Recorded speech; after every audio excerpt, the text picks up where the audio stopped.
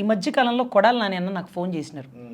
Phone చేసి నేను ఈ మెడికల్ కాలేజ్లో ప్రైవేటీకరణ అనుకుంటా అండి. నేను ఆ రోజు చెప్పిన నాకు హెల్త్ బాగోలేదు, నాకు కార్డియో మయోపతి అని ఒక డిసీజ్ ఉంది, నేను 2019లో బాడీలో పేస్ మేకర్ వేయించుకున్నాను, ప్రాణం విలువ నాకు తెలుసు, అటువంటప్పుడు ఉచితంగా హాస్పిటల్లో ట్రీట్మెంట్ ఇస్తే ఒక రోగి ఎంత గొప్ప సంతోషంగా ట్రీట్మెంట్ అందుకుంటుంది. అదే ప్రైవేట్ హాస్పిటల్లో కుటుంబం అంతా డబ్బులు ఖర్చు పెట్టి ఒక వైద్యం చేపిస్తుంటే కుటుంబానికి భారం అవుతున్నాము.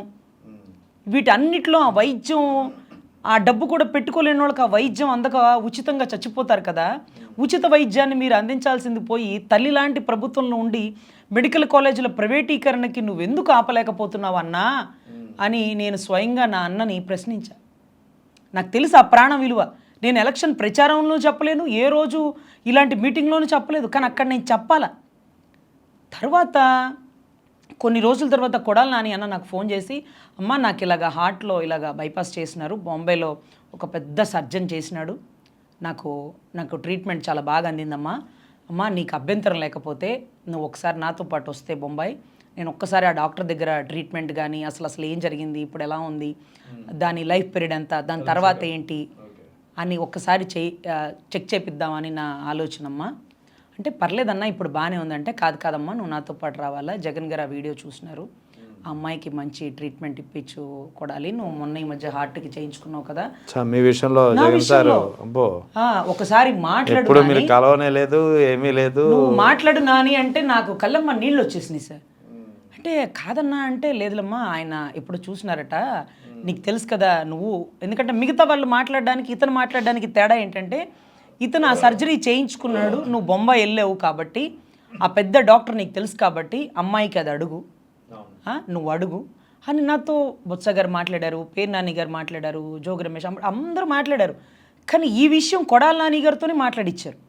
నువ్వు చెప్పు, నువ్వు సర్జరీ చేయించుకున్నావు కదా, ఆ డాక్టర్ గురించి నువ్వు చెప్పు, అమ్మాయిని కన్విన్స్ చేసి ఒకసారి అక్కడ తీసుకెళ్ళి చూపించుకోమను, ఏదైనా అవసరమైతే మనం చూద్దాం.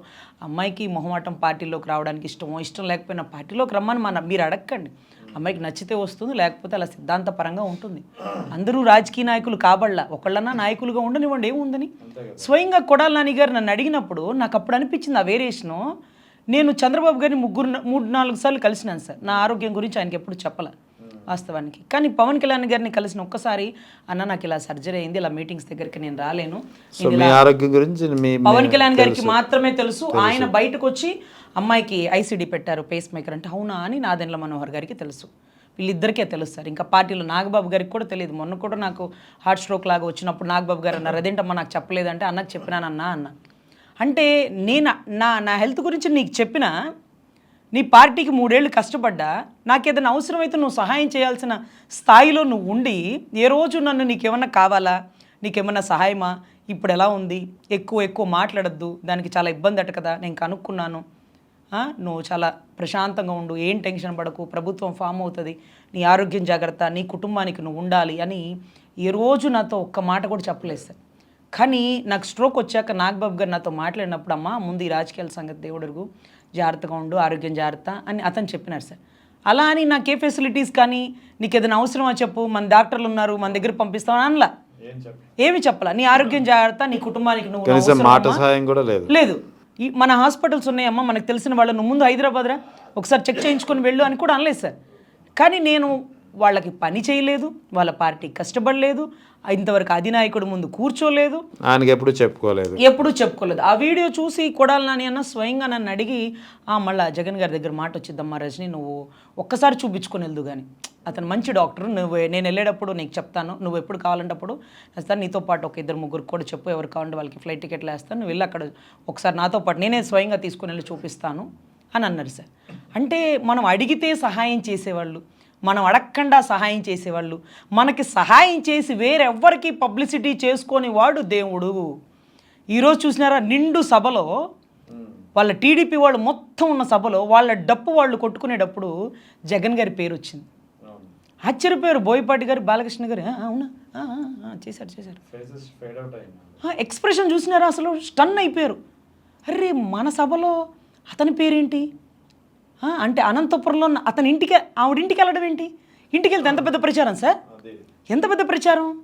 చక్కగా ఇంటికి వెళ్ళినప్పుడు వీడియో తీసుకోవాలి, క్యాన్సర్ బాధితురాలని బాగుపరిచారు, ఈరోజు జగన్ గారు పెట్టిన ప్రాణం చూసినారా ఎంత గొప్పగా ఉందో, ఎన్ని చెప్పుకోవాలి సార్?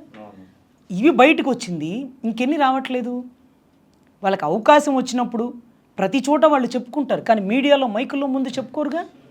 చేసిన సహాయం ఎవరికీ చెప్పకూడదు, అది మనకి గొప్ప వచ్చేమో, వాళ్ళకి విలువ తక్కువగా ఉంటుంది. ఈరోజు గద్దరన్న కారిచ్చినానన్నారు, ఆవేశం ఆపుకోలేక ఒక్క మాట టక్కుమని ఆ మాట అనేసినారే, ఇవ్వలేదని ఒకళ్ళు, ఇచ్చారని ఒకళ్ళు, ఇవన్నీ కాదు అసలు. ఒకళ్ళు ఇచ్చినా కూడా మీరు అలాగ బయటపడి ఇచ్చినా కూడా అలా ఓపెన్గా అలా చెప్తారా ఎవరైనా? అసలు అలా చెప్పచ్చా? అసలు చాలా ఆశ్చర్యం అండి. ఆయన ఈరోజు ఆయన్ని బీజేపీ వాళ్ళు ఎలా ఆయన్ని డిగ్రేడ్ చేయాలి అని తపన పడుతున్నప్పుడు ఈ పాయింట్ దొరకదా అండి? ఈ పాయింట్ దొరకదా? అసలు ఇలాంటప్పుడు ఏమనిపిస్తుంది, అతను ఏమైనా సిద్ధాంతాల కోసం చేశాడా, ఎవరి మీద చేయి చాచలేదు, ఎందుకు చాచలా? మొన్న చెప్పలా పవన్ కళ్యాణ్ కారు అడిగాడని, మరి ఎందుకు ఎవరి ముందు చేయి చాచలేదు అనేది ఆ మాటలు ఎందుకు మీకు అని అంటారుగా. అరే ఒక పెద్ద అధినాయకుడు లాంటి వ్యక్తి చనిపోయాడు, చనిపోయి ఒక గద్దరన్న అవార్డ్స్, గద్దరన్న స్తూపాలు, గద్దరన్న విజనరీ ఇలా ఇన్ని వస్తున్నప్పుడు అతని గురించి ఆ మాట అనేటప్పుడు 10 సార్లు ఆలోచించాలిగా.